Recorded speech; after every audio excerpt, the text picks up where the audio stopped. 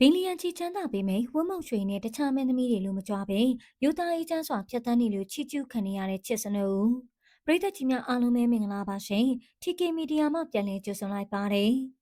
ဝတ်မုံရွှေတန်ချမ်းသာပေမဲ့ဝတ်မုံရွှေလိုကြွားလို့မထုတ်တာကချစ်စနဦးပါဒီကနေ့ကဆိုရှယ်မီဒီယာခေတ်ကြီးမှာပရိသတ်တွေအမြဲတမ်းစိတ်ဝင်စားစောင့်ကြည့်ရတာကတော့အနုပညာရှင်တွေ celebrity တွေရဲ့ခမ်းနားထင်ဝါတဲ့ဘဝပုံစံတွေပါပဲ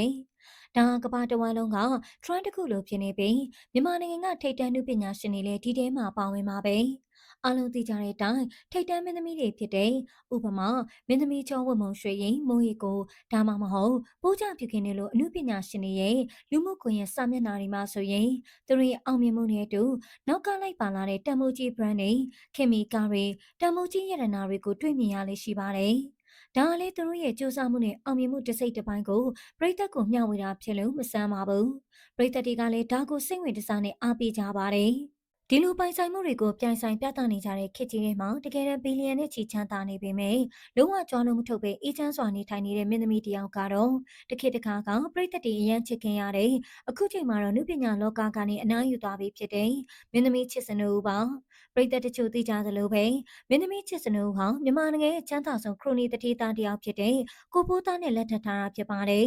ဒီအတွက်ကြောင့်သူမရဲ့လက်ရှိပိုင်ဆိုင်မှုတွေကဘီလီယံနဲ့ချီရှိနေလို့အမှုပညာအတိုင်းဝိုင်းနဲ့စီးပွားရေးအတိုင်းဝိုင်းမှာဆိုကြပါတယ်။ဒီလောက်ထိချမ်းသာကြွယ်ဝနေပေမဲ့မင်းသမီးချစ်စနဦးရဲ့ဆိုရှယ်မီဒီယာဒါမှမဟုတ်လူမြင်ကွဲမှာသူမပိုင်ဆိုင်တဲ့တိမ်တောင်းကျော်ရတနာတွေတန်မိုးကြီးပစ္စည်းတွေကိုထုတ်ပြတာကြောင်းဝါတာမျိုးလုံးဝတွေ့ရလိမ့်မရှိပါဘူး။သူမဘလောက်ချမ်းသာနေဆိုတာကိုအသားပေးမပြောပဲဘဝကိုအယံယူရှင်စွာအေးဆေးစွာဖြတ်သန်းနေတာကိုတွေ့ရပါတယ်။ဒါကိုပဲရှင်းလူကြီးတွေပြောတယ်လို့ပြည့်တဲ့ဦးကပေါင်းမင်းမခက်ဆိုတဲ့စကားပုံတိုင်းပါပဲ။တကယ်တော့တည်င်းနေရဲ့အဆိုအရမင်းသမီးချစ်စနဦးအနေနဲ့ခုနကကျမတို့ပြောခဲ့တဲ့မင်းသမီးဝတ်မုံရွှေတို့လိုတခြားထိပ်တန်းမင်းသမီးတွေထက်တောင်အစာပေါင်းများစွာပိုချမ်းသာတယ်လို့ဆိုကြပါတယ်။သူမသာကြွားကျင်နေပြကျင်နေဆိုရင်လူတွေမျက်စိကျင်းသွားလောက်တဲ့ရတနာတွေပိုင်ဆိုင်မှုတွေကိုအချိန်မီရွေးချပြလို့ရပါတယ်။ဒါပေမဲ့သူမရွေးချယ်လိုက်တဲ့လမ်းကတော့အဲ့ဒီလိုကြွားလုံးထုတ်တဲ့လမ်းမဟုတ်ပဲဘာသာရေးသာသနာရေးနဲ့ပရိဒါလုပ်ငန်းတွေကိုပဲတိတ်တဆိတ်လုပ်ကိုင်နေတာဖြစ်ပါတယ်။ငကိုကလေးကနေ AP တည်ငြိမ်တဲ့သူမရဲ့ပုံစံတိုင်းပါပဲ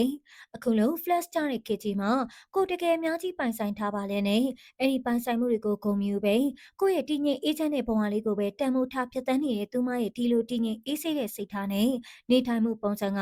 ပရိသတ်တွေကအရန်ကိုလေးစားစရာဖြစ်နေတာပါဒါကြောင့်လေတကယ်ချမ်းသာတာဟာချစ်စနဦးဒါပေမဲ့သူလုံးဝမကြွားဘူးဆိုပြီးလူတွေကသူမကိုချီးကျူးနေကြတာဖြစ်ပါတယ်။ကဲတီเจ้าညာနဲ့ပတ်သက်ပြီးဒီဗီဒီယိုကိုကြည့်နေကြတဲ့ပရိသတ်ကြီးတို့ရဲ့မြင်ကရောဘယ်လိုရှိလဲ။အခုကင်နုပညာရှင်တွေရဲ့ပိုင်ဆိုင်မှုတွေကိုပြသတဲ့ပုံဘယ်လိုမြင်ပါသလဲ။မင်းသမီးချစ်စနဦးရဲ့ပြည့်တဲ့ဥကဘောင်းမင်းမခတ်ဆိုသလိုယူသားအေးဆေးတဲ့နေထိုင်မှုပုံစံကိုရောသဘောကျကြလား။ comment မှာဝင်ရောက်ဆွေးနွေးဝေဖန်သွားကြပါအောင်ရှင်။